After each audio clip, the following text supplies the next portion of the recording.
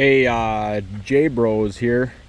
I wanted to talk a little bit about this new bucket that I got and pros and cons. Mind you, I'm not telling you to go buy this bucket or that bucket, but what I would say, as far as grading, what I am noticing, this bucket here is a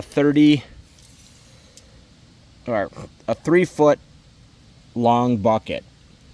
And right off the bat, what I like about the length of this bucket, if you'll see, I'm cutting into some real hard original ground here.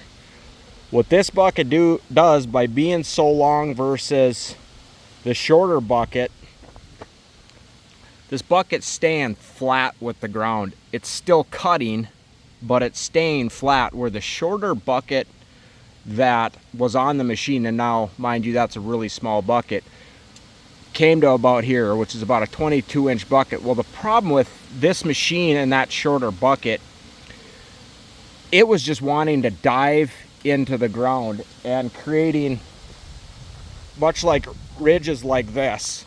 And obviously you can see why I created ridges like this, because I was running into roots and stuff. But when you don't run into roots like that, the bucket kind of floats and just continues to push through it. Like right there, that's all a good, let's just say an inch cut, flattened out. As far as moving these piles, now understand, with the bucket being this long, you cannot pick up the amount of material that this bucket can get in its bucket and lift it up kind of overhead, let's say, and dump, because it just doesn't have the weight for it. But what it can do is when you push the pile to where you need it, you lift up the boom. Well, this pivoting point right here, obviously the front edge stays there, and the whole stuff tilts up and pushes it forward. And as you unload the material, you can then lift up and kick the material at the top of your lift. If I had to remanufacture this bucket for more general all-purpose stuff, considering that 31-inch bucket, I would for sure still go with the 48-inch bucket. But I would probably, it's tough to say. I would probably want to say I wouldn't want it probably past a 26 to 28 length mark. But I still don't know, if you got a 4-foot bucket with the height of the 31-inch bucket that was on there, I don't know if this machine even picks up a 4-foot bucket load without tipping and without needing counterweights. I don't know on that.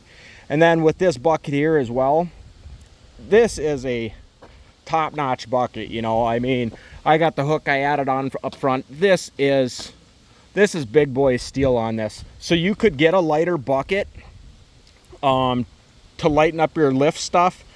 But like I said, the main reason why I purchased this is to strip and grade and move piles like this. Because here I just move this stuff, and I'll give you a demo here. I can move these piles so quick, versus with the 31-inch bucket, you're sitting there back, forth, where this thing just moves piles, because the pushing power on this machine is excellent. There's no doubt about that. I could possibly add some counterweights to get a little bit more pushing and a little bit more at the end lifting. I just don't know if I will. I'll just take the extra time it takes to push the material. But as of right now, the bucket does look a little overbearing, but I'll give you a run and let you see what I'm talking about, because the bucket's so heavy that it just stays kind of glued to the ground, where it just kind of flattens out on the front, and the back dragging is kind of like a dream, because once you're in that loose material, it kind of self-levels itself to make stuff flat. But I'll give this a run. Let me know what you think.